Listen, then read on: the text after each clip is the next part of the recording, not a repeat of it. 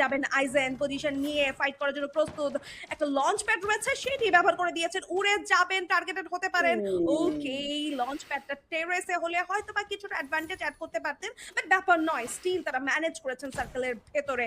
Red হক সামনের দিক থেকে আসছে, রাহাত অনেকটা ড্যামেজ খাচ্ছেন এখানটাতে। অন্যদিকে রিফ্লেক্স পুরো ম্যাক্সকে উড়ে ফেলেছেন রিফাত। এই জায়গাটাতে নক হবেন এবং শ্যাডো এক্সফ্যান্টমস নিজেদের স্নিকি ড্যামেজ দিয়ে এলিমিনেশন অ্যাড করছেন নিজেদের খাতায়। ইলেকট্রো এবং রেড হকস যখন ব্যস্ত মুখোমুখি ফাইটে শ্যাডো এক্সফ্যান্টম, তখন কিছু স্টিল করছেন শো, কিছু এলিমিনেশন এন্ড দূর থেকে এই ড্যামেজগুলো সত্যি আমি বলবো যে ভয়াবহ ড্যামেজ দিচ্ছে দুটো দলকে।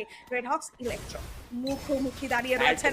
এবার কিন্তু অবসান ঘটেছে এই নীরবতার। নাম বের করছেন প্লেয়ার জায়নকে তুলেছেন সর্বপ্রথম এন্ড এরপরে র্যাপিড রিদম থ্রো করা হচ্ছে কিনা, না এখনো কিন্তু ডিফেন্সেস এই জায়গাটিতে রয়েছে। নিজার সামনের দিকে এগিয়ে যেতে চায়, ড্যামেজ ডিল করছেন কুট্টুস। টিজি পুরোপুরি ওয়াইপড আউট হয়ে যাবেন। মুখোমুখি সংঘর্ষে ব্লেডকে নক করেছেন আইজেন, কুট্টুস নক করবেন আইজেনকে। কাউন্টার থেকে ভেলিয়ান ড্যাশ ব্যবহার করা হয়েছে। নিজাদ স্টিল অ্যালাইভ, ব্লেডকে খুব কুইকলি রিভাইভ করা হয়েছে। আইজেন নক হয়ে পড়ে রয়েছে। Still shopping solo athlete electro থেকে পুরোপুরি